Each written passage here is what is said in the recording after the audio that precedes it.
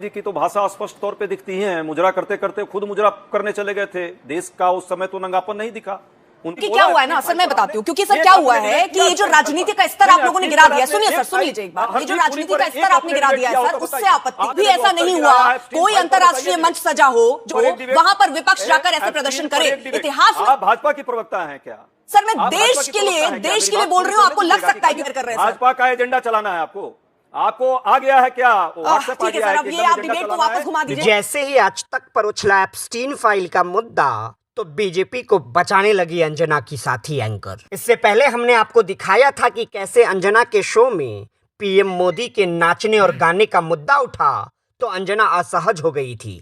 लेकिन एक बार फिर उसी आज तक पर पीएम मोदी के नाचने और गाने का मुद्दा उठा तो एंकर थोड़ी सी तिलमिलाने लगी और भागने की कोशिश करने लगी। तब कांग्रेस के प्रवक्ता ने एंकर को बीजेपी का प्रवक्ता बताते हुए बीजेपी का एजेंडा न चलाने की सलाह देते हुए कहा कि तुम लोग वही बात करते हो जो व्हाट्सएप पर तुम लोगों को बीजेपी के दफ्तरों से भेजा जाता है।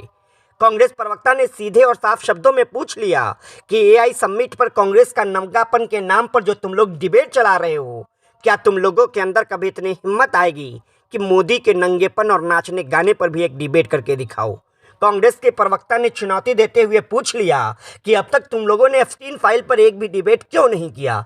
यह सुनना था कि एंकर बिलबिला उठी। जी की तो भाषा स्पष्ट तौर पे दिखती है। मुजरा करते करते खुद मुजरा करने चले गए थे। देश का उस समय तो नंगापन नहीं दिखा।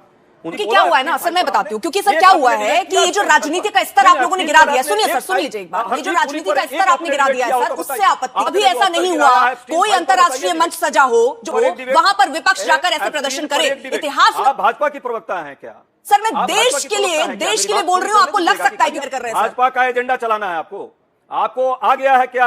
ठीक है सर, अब ये आप डिबेट को वापस घुमा दीजिए। तो देखा आपने कैसे कांग्रेस के प्रवक्ता ने गोदी के साथ बीजेपी के नंगेपन को एक्सपोज करते हुए सच देश के सामने ला दिया।